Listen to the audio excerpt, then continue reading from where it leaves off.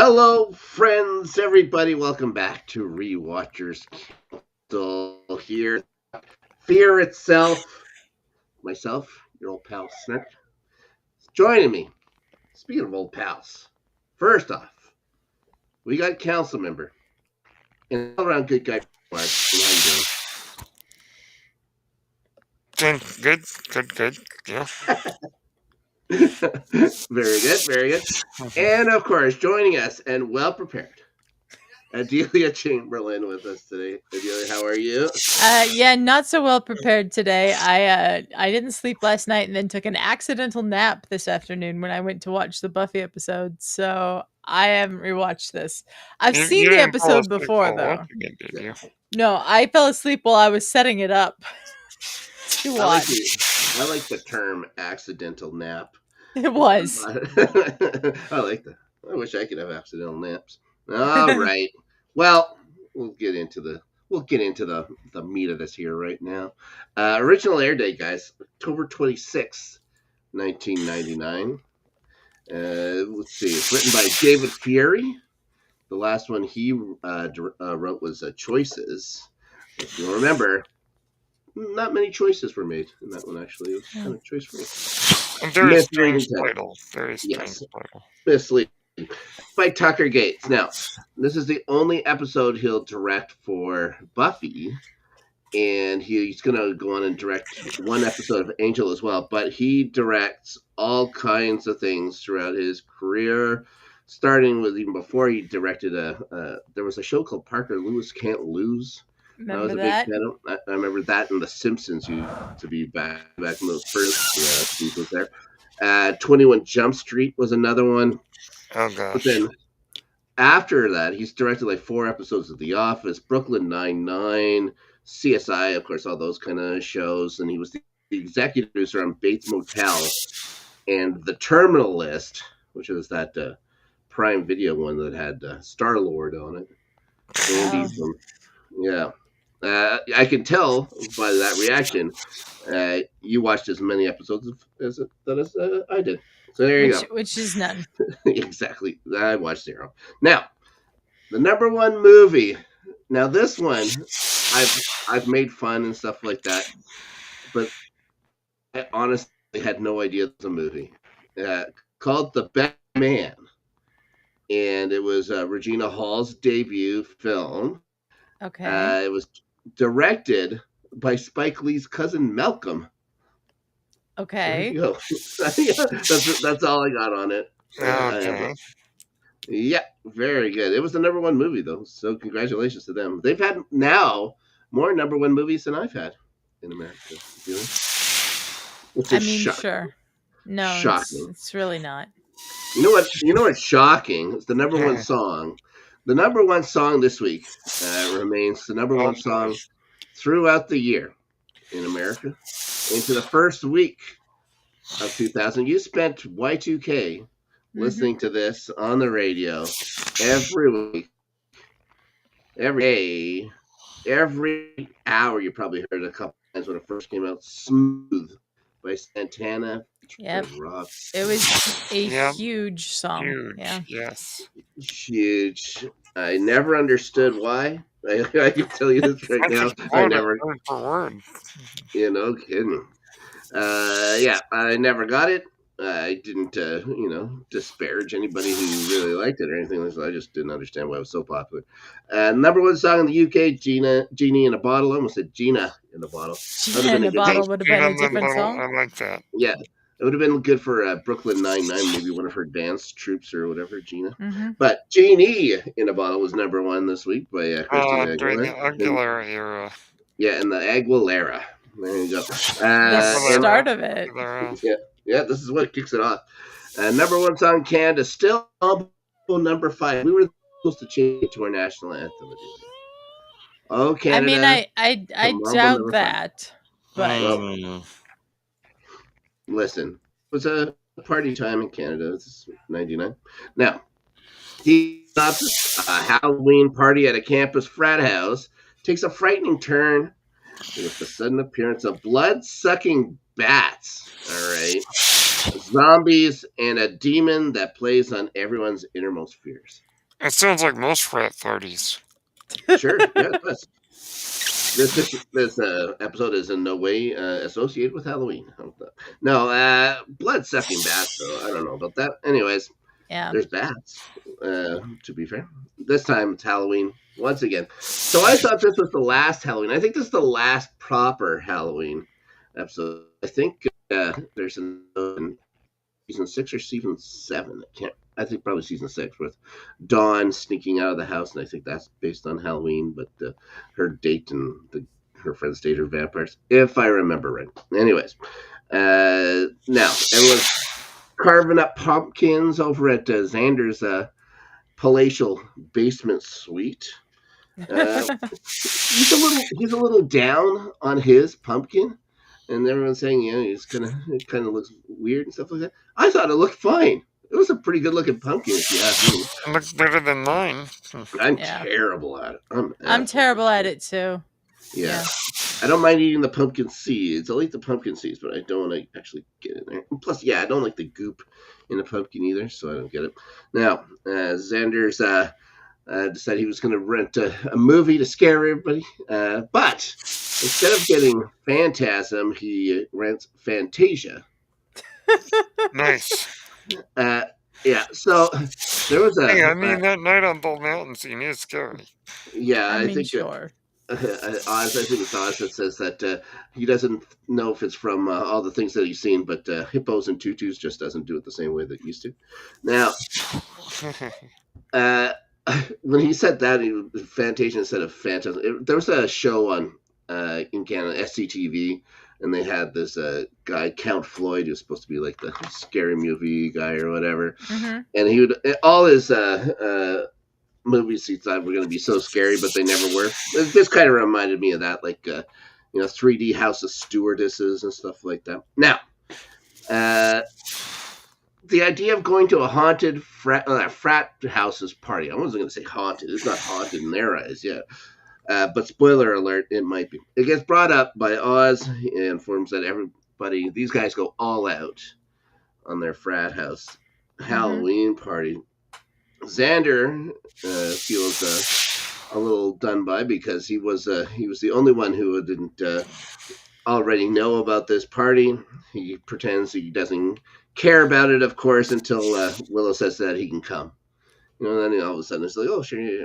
It's only because he lied about having anything better to do. So Buffy takes off. She's been a little emo since the situation with Parker. Let's say it like that. And she goes away, and her post-Parker depression is discussed by the rest of the group. And luckily, they all come to a decision, and it's that they all agree that Parker deserves a smack. And I agree with them. I think that's a good use. That's a good use of their time. Now, okay, it's not quite Halloween. It's in like that day or two before Halloween. Okay, and Buffy's walking home. She's downtown by the movie theaters. A kid jumps out of a dark alley or something like that, right in front of her, wearing a devil mask to scare her. So she punches him in the face. Yeah. It's a very Buffy I don't thing. blame her. That seems about right. No blame her way at all. Then the stranger asks what's wrong with her. It's just some little kid. What's wrong with you, lady? And of course, Buffy takes it. She's, because the emo way. She said, "I'd like to know," kind of thing or whatever. But that kid, his name is Aldous Hodge. The actor is Aldous Hodge. He would go on to become Hawkman in that Black Adam movie. Oh, him. Yeah. Also, MC Ren in Straight Outta Compton. There you go. Oh, gosh. Okay. Yeah, MC Ren. What a character. All right. At school, Willow and Buffy are discussing her magical progression. I'm talking about Willow's, of course. She's looking forward now to learning about transmutations and conjuring. She wants to get closer to the primal forces here, guys. Buffy just tells her not to force it, but Willow was looking for encouragement instead, and then Willow brings up that College is for experimenting. Yep. Yep. That's not foreshadowing or anything. Not my No. experience. Yeah. Anyway, Buffy just doesn't want her to get hurt. So does Oz comes in saying the same thing. He was hoping that he wasn't encouraging her. Doesn't want her to get hurt. You know, he equates her magic right now as how he can't control his wolfiness and stuff like that. But that it's not always all that fun. But he's gonna have her back no matter what. You know what I mean?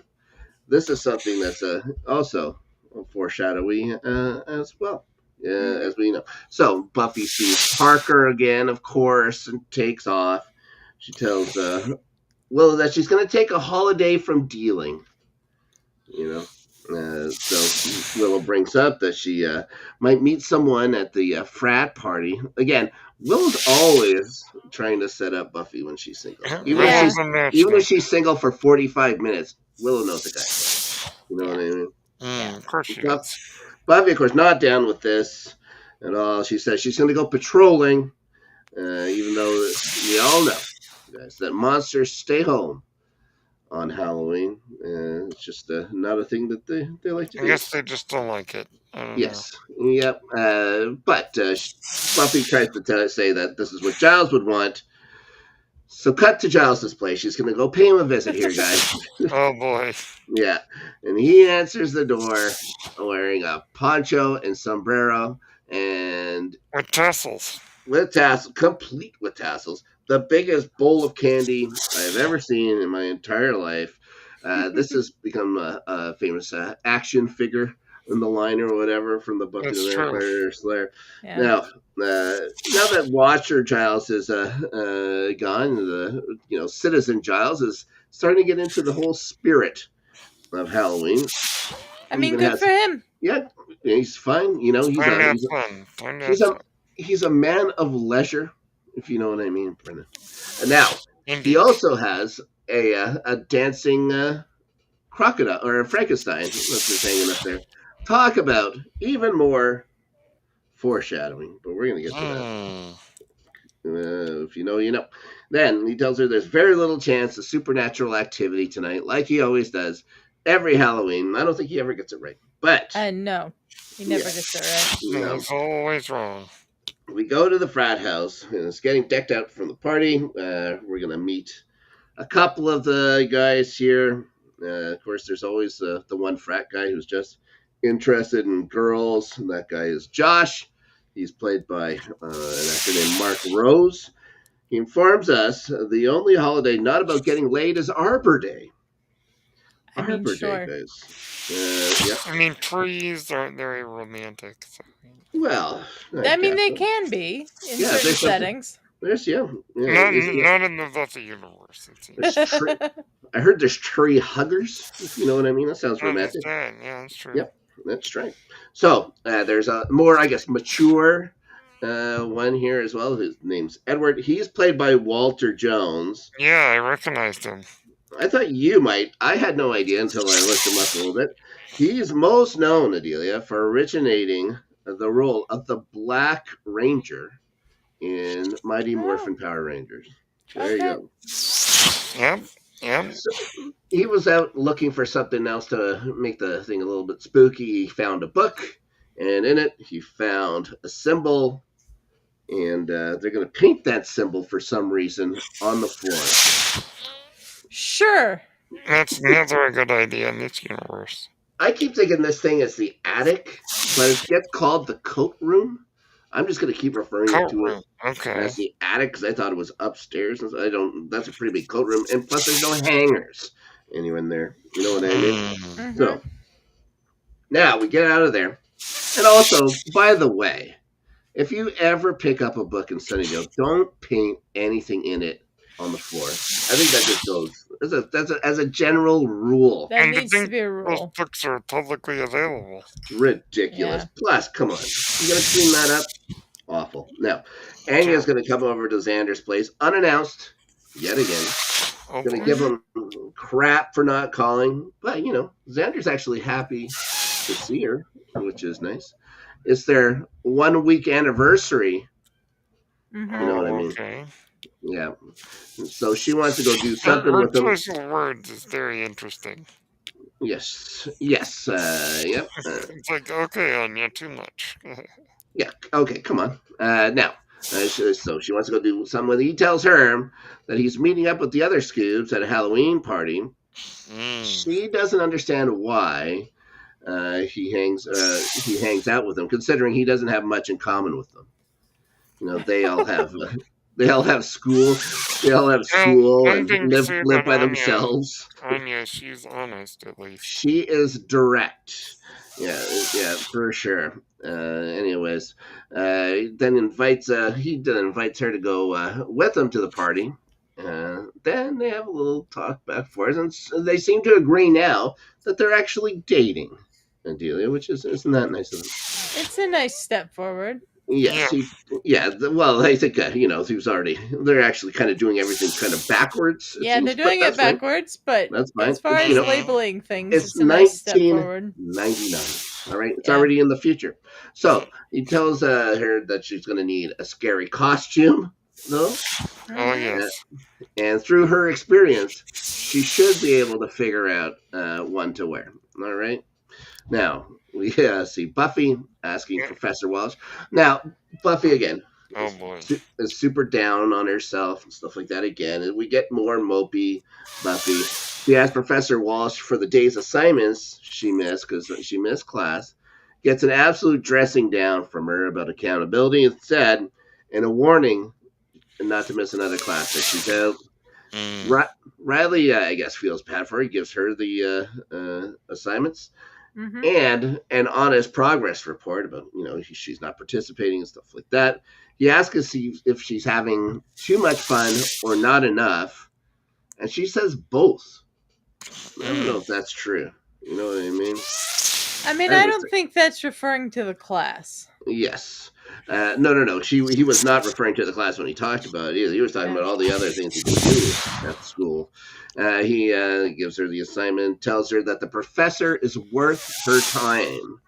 Then questions why she'd want to do homework on Halloween anyways. And then lets her know that he thinks she makes things hard on herself. So, yeah, that guy got it. That guy got it in 15 seconds. Yeah, she always makes things hard. Yeah. It's definitely Buffy. Yeah. She thanks him honestly for the pep talk, though, and leaves. So, we'll see what happens there. Anyways, back at the frat house. They're almost finished painting the symbols on the attic floor. For some reason, Oz and Xander have come over with an improved sound system. Xander starts getting excited about the peeled grapes. Right? Why are there peeled grapes? Well, you'll find out in 1 second.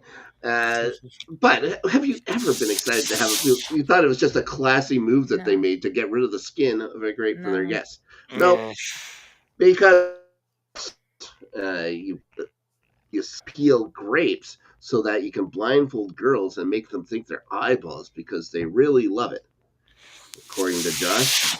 Sure. Yeah, remember you could boil for those kind of things. Boil spaghetti and blindfold, and you'd say that's people's guts and stuff like that. Pretty fun. Anyways, Josh asks Xander if he's going to consider pledging.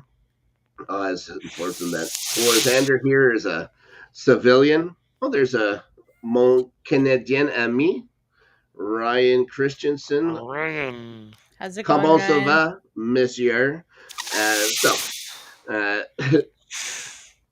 The guy says, "Oh, Xander looks so normal, though." And Xander has to remind them that he's standing right there.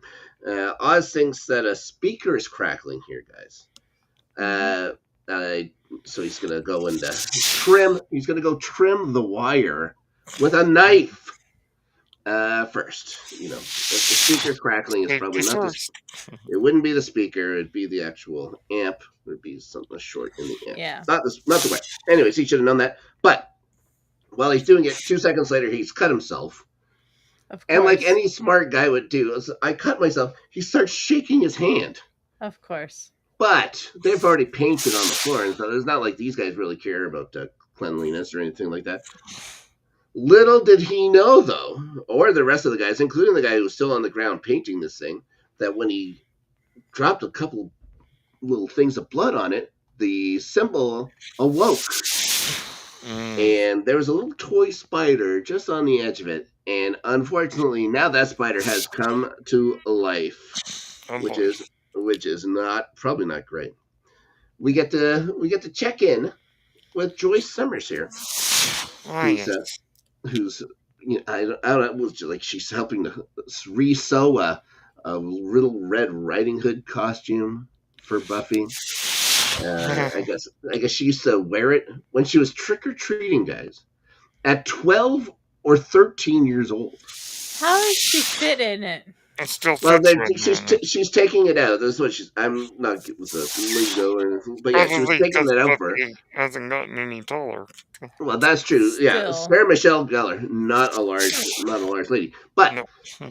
I just still don't get the 13 years old and trick or treating. I think last time I was 10 years old when the last time I went, but I moved out to a farm, so it made it a little tougher. I trick or treated till I was 18 because I got free candy. Well, this is what she explains about the candy. That's good thinking, good thinking. And that her dad was the one that would take her out and stuff like that. Yes. Yeah, so Joyce says he'd do that to keep her safe. He says it was no, so he could get the candy. Then Joyce corrects her again and says, actually, the candy is pour moi, if you know what I mean. Joyce says that her dad loved spending time with her. And of course, Buffy's going to get maudlin about this and says, not enough, I guess. I was like, oh, wait. Yeah. Then she's reminded once again that she had nothing to do with the divorce. Buffy, but she doesn't trust opening her heart anymore, guys. She's considering no longer letting anyone in. Joyce reminds her she had it tough when she first came to Sunnydale as well. She was afraid to trust again. She had trouble making friends, but she has a nice little group of friends now.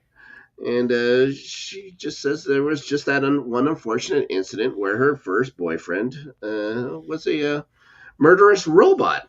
Yeah. Yeah, we all. Good old Ted. I guess she's not counting the Giles incident. Yeah. No. Yeah, no. She does mention her friends. You have your friends and Mr. Giles. And I think it's just creepy when Joyce Mr. Giles. You know why? You know what? Yeah, and that there's nothing to be afraid of. Well, okay. Willow is getting ready, talking on the phone to Oz, maybe. Not sure. It could be Buffy. Suggests axe murdering Parker if they see him. And then heads out. And it's like, I haven't heard a bad idea yet. You know what I mean? The frat party is well underway at this point. Josh is maneuvering a blindfolded young lady around those spooky bowls and stuff like that. He gets to the famous grapes here. She thinks they're pretty gross. He tells that those are eyeballs. And then for some reason, she decides to take her blindfold off. And sure enough, they are actual eyeballs, guys. Yeah. I wonder how Xander would feel about that. If that's a height of class, serving people eyeballs like it's, what is that? The Temple of Doom. Now, Red Riding Buffy has arrived, well, actually, near the party. They're just waiting outside. Her basket full of weapons, smartly. She's joined by Xander Harris. He's decided to rent a tuxedo this year. So he can be James Bond, and then Buffy also says, well, you could also be a waiter. And he says, as long as he has some kind of power. I don't know how many powerful waiters he thinks he has, but I don't think waiters have that much power, Xander. Sorry. It's not terrific amount, anyways. Willow then comes by with Oz. She went with a theme costume this year, guys. She dressed up as Joan of Arc. Because they've both been tied to a stake in order to be burned as a witch. Also, her close relationship with God, And we see Oz reveal from his jacket he has a "Hello, my name is" sticker on there that says God, Yep. making Xander incredibly jealous right away. How he could have saved money on the deposit. All he had to do was say that he was God. Oz then calls him a blasphemer, which was pretty fun. Yeah. Anyways, from here we get to see a couple more of those little soldier boys creep out of the Uh-huh. bushes for some reason. It's not even the woods. I don't know what they were doing. Whenever I see those guns, I think they're paintball guns. But anyways, uh, Buffy just says nice costumes. Yeah, she wonders what they're going as. Oz says NATO. Whatever. Sure. Yeah. That works. Yeah, Buffy's starting to Xander says that Anya's going to be coming. She's just not here yet. She's going to meet us there. She starts feeling like a third wheel. She tells everybody. Xander has to correct her that she's more like a fifth wheel. Well done, Xander. Way to Yeah. make things better. Yeah. Congratulations. Always Yeah. knows what to say. Smart. Will says they're going to have the best time. And then, of course, it's going to cut to the frat house. There's absolute panic going on, chaos. The furniture and doors are moving around and closing by themselves. And there seems to be a girl dead on the couch already. So they arrive. There's more madness. There's one of the frat guys trying to get out of the attic is running around. The dead girl's eyes are opening, but everything is calm downstairs. Oz sarcastically says, let's let the horrors begin as they walk in. We see Josh fell down some stairs, breaking his neck, which is, yeah. We get a creepy voice now saying, release me. How's that? I was trying to be creepy. Now, it seems calm when the Scoobies walk in. Of course, I said Xander wonders where everyone is because it's a pretty, you can see a pretty realistic head just sitting in a punch bowl or something like that, a candy bowl. Buffy pretends it's terrifying. Willow does get legitimately weirded out by cobwebs, though.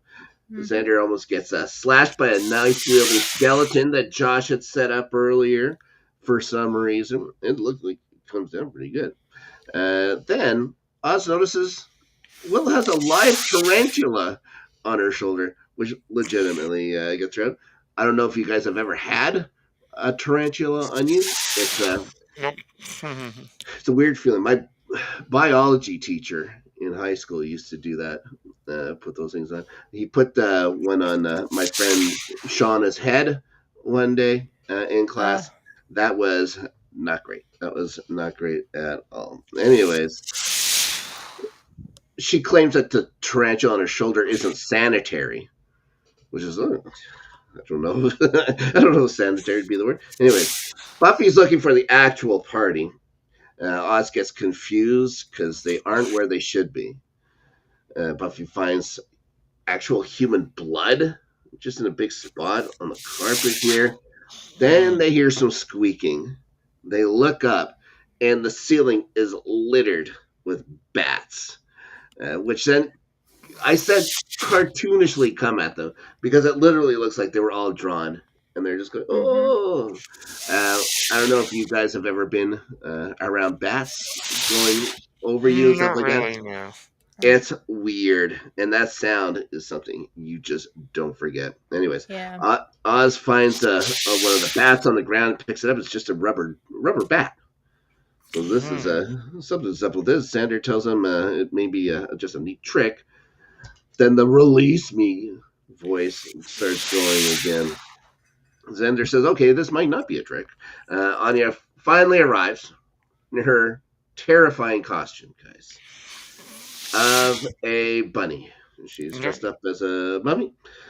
She gets to the door. Another, by the way, action figure that was pretty popular back in its day. She goes to where the door is supposed to be. Guys, no door. The door has disappeared. Then she hears the girl who was grabbing eyeballs earlier starts screaming for help, and then she watches the house seal the window shut with just more house. So she's going to go look for help. Probably pretty smart. Now, Yeah. a good line when they finally turn the sound effects off here. Buffy says, "Thank the Lord." Oz just says, "You're welcome." There's some good Oz in this. Very This is nice. might be the last time I ever said there's some good Oz in this. Now, they know they've walked in a circle, but things are different now. Willow's anxious to get out. Then Buffy starts getting uppity about how she really wanted her to go, though. Xander then starts hearing a hissing sound, asks if anyone else hears it. Buffy then asks if anyone hears a noise like a essing sound. Xander's starting to get frustrated now. They find Chaz. Chaz is the guy who smartly painted that occult symbol on the floor. He's locked himself in a closet. He just keeps repeating the line, "It's alive." Then we see that slash skeleton get turned into I guess a real life, like a more natural looking dead person, and it attacks Buffy from behind before she just kicks the thing, and it just goes right back into being a dummy once again, or an ornament, or I don't know, what do you call Halloween stuff like that? Ornaments? I don't know. I Whatever it know. is. Decorations. Yeah, I guess a I just call them decoration. decorations. Sure. There's some screaming now. Chaz is going to close the closet again. Oz understands why he would do it, but the closet then disappears. No more closet. Buffy's going to go investigate. She tells the others they got to get out of here. For some reason, this pisses Willow off. She suggests that they need to go and find Giles. Giles, of course, having a fiesta for one, waiting for trick or treaters here, absolutely pounding back the candy. Like, the pile of empty wrappers around him is impressive. He's going to have sudden onset diabetes right away. Anya then shows up, tells him Xander's in trouble, and they go and have to do something about it immediately. Tells him that the others, are trapped too, but that's really unimportant right now. She tells him about the house, what it's been doing. He thinks it's a temporal flux, Brennan. Ooh. You know what that means? I don't. Yes, I do. Okay. He tells her not to worry about Xander. He's with friends. All right. Then we see Buffy and Willow still fighting. Buffy says she can't be responsible for them. This is something she said, I don't know, 8 times in the series so far. Willow keeps going about how it's not her decision. Xander keeps trying to intervene, but no one's listening to him. Willow then wants to go do a traveler spell that helps when people are lost. Buffy's worried about her conjuring things. I don't know if this was a conjuring thing or what. It's strange. Anyways, when she only has her basic spells are only 50-50 right now, she says. So Willow says she's 50% of her face, which I guess makes sense. Then tells her she's not her sidekick and leaves. I think that was more of what we needed to get to. Xander then starts talking to Buffy and tries to be the compromiser, trying to get everybody to get along. Then Buffy starts calling for him. He thinks that she's joking, but she walks off. She's still calling for him. Also, so this is very typical of Xander. He doesn't typical, whatever. So he finds a series of hallways. We see Willow and Oz find the same sort of series of hallways, but different. Everything just seems to be different. She's still complaining about Buffy and that she doesn't trust her magic. They find the staircase that poor Josh had trouble navigating. Oz doesn't think that they're all thinking all that clearly. Then notices his hands are changing, guys. He tells Willow something's happening. She turns and his face is starting to wolf out a little bit. He says there's no moon. Even though there's no moon, this is happening. There's no time to restrain him. She wants to go do the guiding spell for whatever reason now. He tells her to get away. He pushes her, scratches her hand. Not great. He runs off. She's left all alone.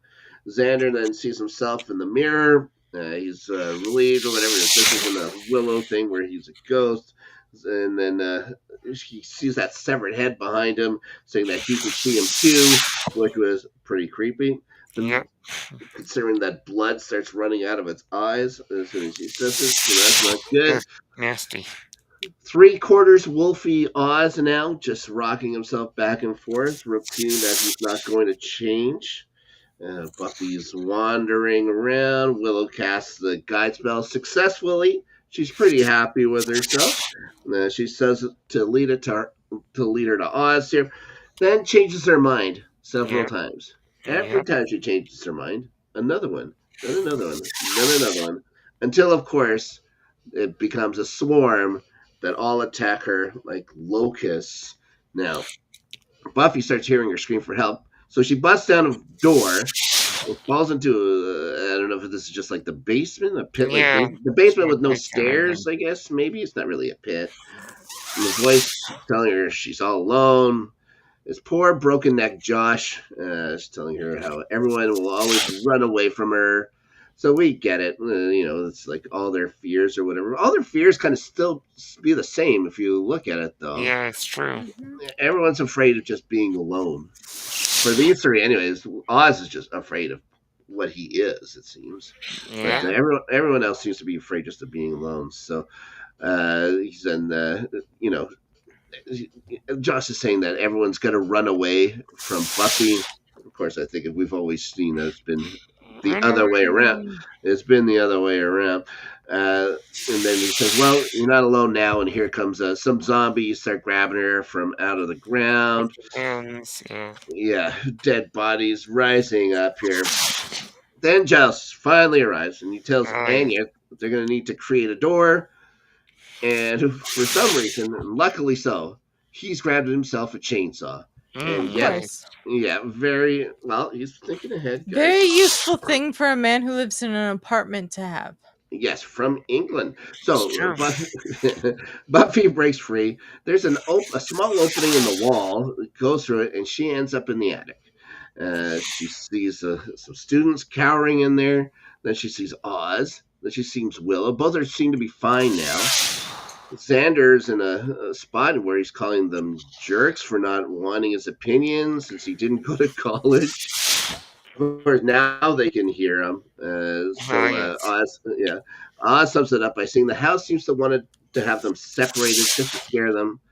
Buffy realizes that they were all so scared that they were brought to this place for a reason. Then Xander finds that book with the symbol was painted from. Willow translates it from Gaelic somehow. Nice. Sure, yep. Willow. She just speaks Gaelic. Yeah, this is the mark of Gaknar. The release me voice returns.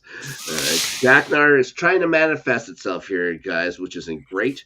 And it's been feeding on fear.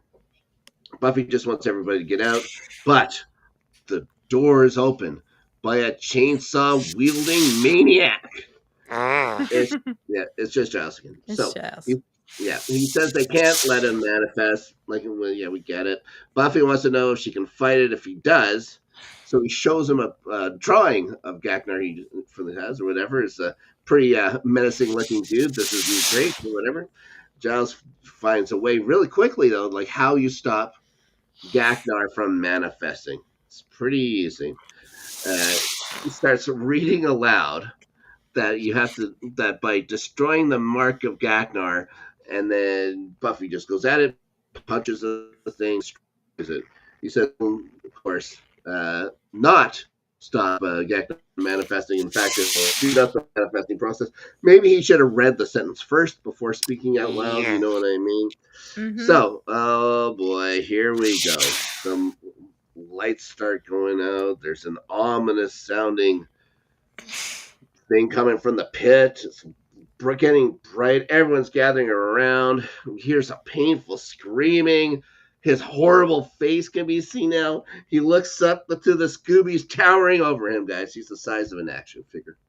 Yep. It starts reminding him how he's the Dark Lord of Nightmares, and no one cares. And Willow thinks he's cute. Xander's doing the look at our little fear demon kind of thing. Giles has to remind Buffy that that size doesn't matter, for slaying. And his Gackner starts telling her that everyone's going to abandon her. She says, yeah, and squishes. So Mm-hmm. yeah, Yeah. pretty Yeah. anticlimactic when it comes to Gackner. They go Yeah. back to Giles's to gorge on chocolate. Xander questions Anya's costume. Bunnies frighten her, guys. Mm-hmm. Yeah, This will be a recurring theme. yeah. What's with all the carrots, Brennan? That's what I want to know. Uh, Yeah. Yeah. Giles is then going to interrupt, saying he read the inscription underneath the drawing, and it says "actual size." So that's Yep. how that episode ends. Now, guys, we have done 60 episodes Oh, here on the nice. Buffy here on the Rewatchers Council. The next one, Oh in my boy. opinion, maybe Brennan opinions, maybe a lot of other people's opinions, Oh yes. the worst episode of Buffy the Vampire Slayer they ever made. Yeah, I would agree there. Prepare for beer bad next week. It should be more fun to talk about than to watch. Oh boy. But it was fun talking about Fear itself with you guys. Thanks for joining me.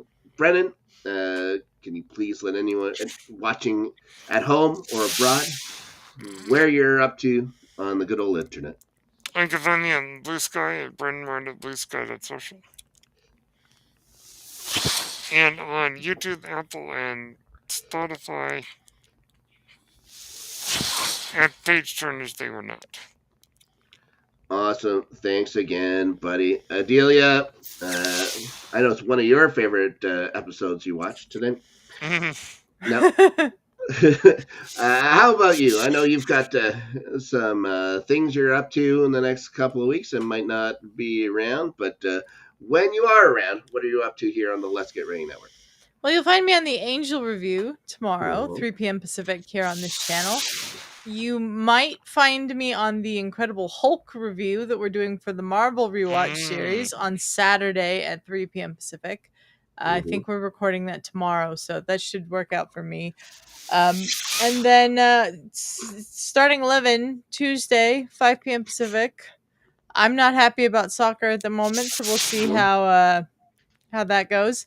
And then I'm going on vacation, so I will miss out on the horrible episode next week, and for a couple weeks after that. So yeah. Well, we will The suffer for you. good friend Ferris Muthana, fellow council member, should be here, and if he's not, then there's a problem. So if there's not, Nor can he we what? do it by himself. Yeah. Well, he'll. Let's see how he feels after he watches the episode. If he thinks he can do it. And All this right. well, he season, has to do it, is what it Yeah. comes down to. Yeah. So we will force Ferris to do it. We have been contractually obligated to talk about Beer Bad. It was the one thing we had It's to so do. funny that season 4 is one of the best episodes and the worst episode. Yeah, it's a Yeah. high and low season, swings and misses. Now, as for me, we got Let's Get Ready Network After Snark this weekend with Danny. We're going to be talking about Andor episodes 7 through 9. And what do you want us to say? You know, I haven't seen them yet, so don't say anything. can't talk about it yet. We'll talk about it Saturday. Brennan, I think you enjoy Star Wars from what I remember, and you I might think like so. you might like this. I think we're also going to talk about that Tales of the Underworld cartoon that came out. Oh, yes, I'm I not still need to watch that, too. I'm not big on the cartoon guys, and I saw that. I know one character from one of the shows, and then I don't know who the other character is really. So I'll watch this, and then my report might be a little bit Danny's. But yeah, I mentioned starting 11 Tuesday. Playoff beers, be around. Just try and do I'll watch them, but I'm really not sure if I'm going to be able to do it. Hopefully I can. But yeah, second round is starting the Stanley Cup, so you can watch our preview of that we filmed this week as well. And yeah, tomorrow for Angel, I Fall to Pieces, and it's my buddy really likes that first season of Angel, and I just said, all right, okay, because I don't. Yeah, it's yeah. It for someone who has he's already had his character developed. It takes a little bit to get going with that. So there is for sure. But we're going to talk That's about true. that. Join us tomorrow for Angel, or whenever you're watching this in the far and distant future. And until then, thanks again from all of us at LGRN. And until next time, I bid you a fond adieu. And you.